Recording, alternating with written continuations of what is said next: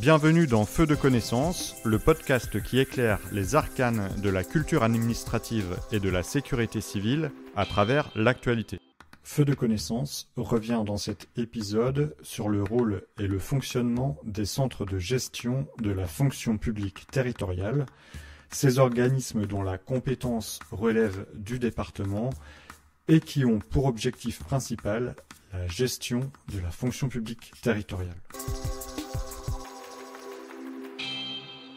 Le Code général de la fonction publique régit l'organisation et le fonctionnement de ces centres de gestion qui sont des établissements publics locaux à caractère administratif. Les CDG sont destinés à participer à la gestion des personnels et au développement des collectivités territoriales. Ils exercent des missions générales qui concernent le personnel de l'ensemble des collectivités et établissements publics et des missions particulières pour le personnel de ces collectivités et établissements qui leur sont affiliés. Pour chaque département, nous retrouvons un CDG, sauf pour les départements des Hauts-de-Seine, de la Seine-Saint-Denis et du Val-de-Marne, où un centre de gestion interdépartemental unique est mis en place. Pour l'exercice de leur mission, ils s'organisent au niveau régional ou interrégional. Ensemble, ils vont élaborer un schéma régional ou interrégional de coordination, de mutualisation et de spécialisation qui va leur permettre, par exemple, de définir les missions qu'ils décident de gérer en commun. Ils pourront également décider de confier l'exercice d'une mission à l'un ou plusieurs des centres de gestion pour le compte de tous. Ce schéma, une fois validé, est transmis aux représentants de l'État dans la région à l'initiative du centre de gestion coordonnateur. Les coordinations régionales ou interrégionales des CDG peuvent également, par convention, s'organiser au niveau national pour exercer en commun leur mission.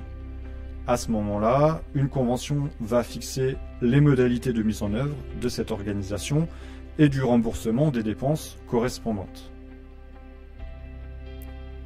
L'affiliation à un centre de gestion d'une collectivité ou d'un établissement est selon le cas obligatoire ou facultative.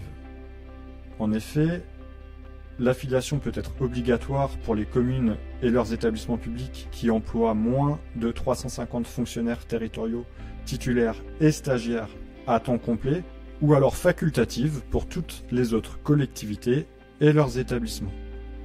Cette affiliation s'accompagne du versement d'une cotisation. Les centres de gestion sont dirigés par un conseil d'administration qui comprend de 15 à 30 membres.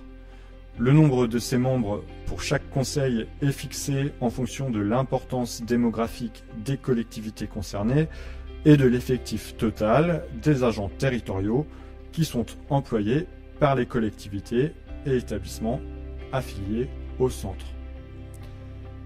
Il est composé de représentants élus des collectivités territoriales et établissements publics affiliés, titulaires d'un mandat local. Un collège spécifique est également mis en place pour représenter les collectivités et établissements qui ne sont pas affiliés. Les centres de gestion assurent l'organisation matérielle des élections des représentants des communes et des établissements publics qui siègent à leur conseil d'administration.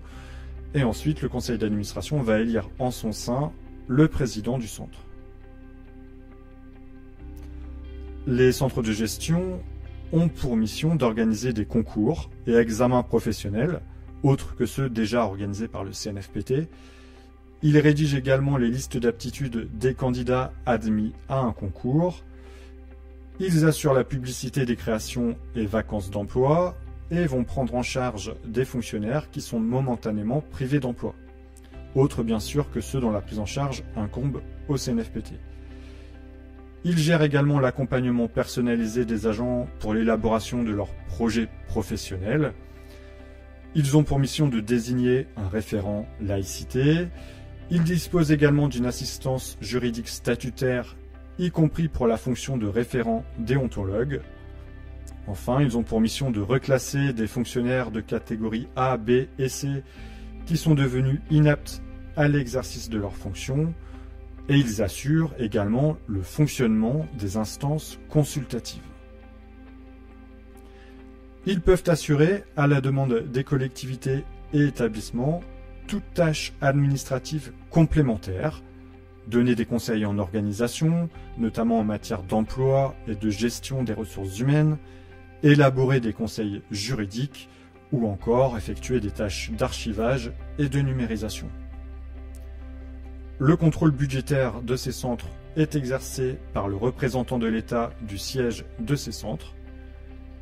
Les dépenses supportées par le centre de gestion pour l'exercice des missions obligatoires exclusivement exercées au profit des collectivités et établissements affiliés sont financées par une cotisation obligatoire payée par ces derniers à compter de la date des faits d'affiliation.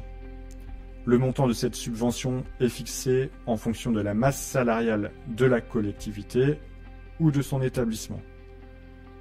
Pour les établissements ou collectivités non affiliées, une contribution dont le montant dépend du coût réel d'émission sera demandée dans la limite d'un taux fixé par la loi.